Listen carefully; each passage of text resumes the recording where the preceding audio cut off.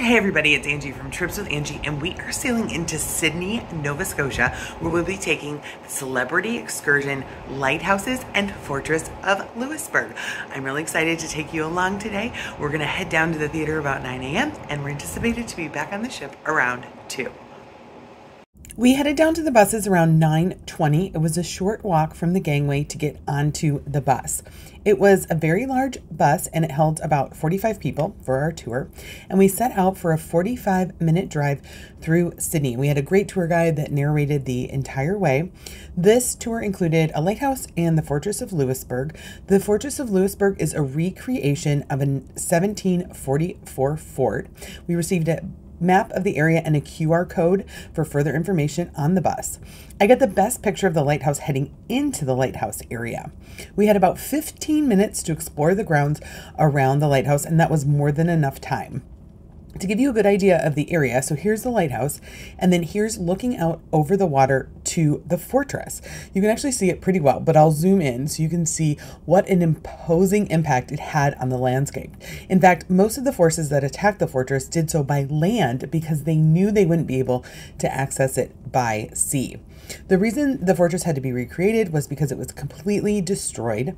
Luckily, nothing was built on top of it, so in 1960, when they decided to recreate it using unemployed coal miners, there was a lot there to work with.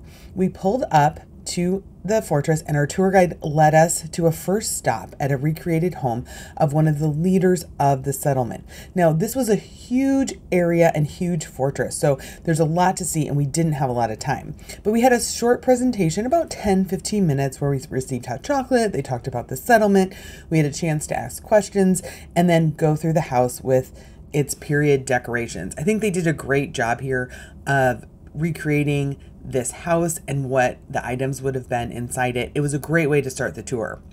Now, the rest of the tour headed to a second stop to meet with a soldier, but we wanted to cover more of the fortress, so we set off on our own to walk around and try to explore. We headed down to the water to get a better sense of the fortress walls and just to see how big it is. Now, this reconstruction is only a fifth of the entire settlement. They don't have enough money to reconstruct the rest of it.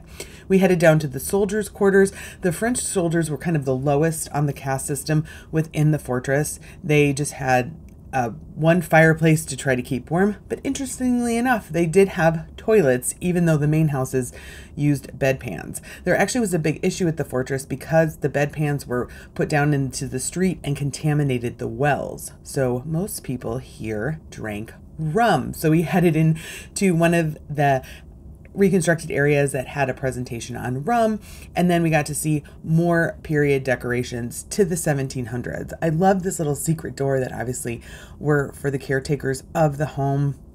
Got to see a lot of different types of furnitures. In this area, they just set up, they highlighted different people that would have lived at the fortress and then kind of set up a room from their home. There is also a bar and restaurant, small restaurant with limited items, but it did have local spirits, wines, and beers. We did not have time to partake in any of those. Again, an hour and 15 minutes just wasn't enough, especially when like the first 20 minutes were part of the presentation. But there's a lot to see. They have a lot of great setup. So this was a storeroom setup. So it had the chairs, you can see that, the canoes, the different supplies that they would have had available. After the tour, we got back to the port around 2, and then we headed to Island Folk Cidery. So if you like cider, that's a good stop. And you always need to stop at the Fiddle. So the large Fiddle is right next to where the cruise ship docks. Very easy to see. So overall, as we look at some of the landscape we passed, I would say this was a pretty good tour. I think we needed a good 2 hours at the fortress to really see everything, but I would recommend it if you wanted to see the fortress.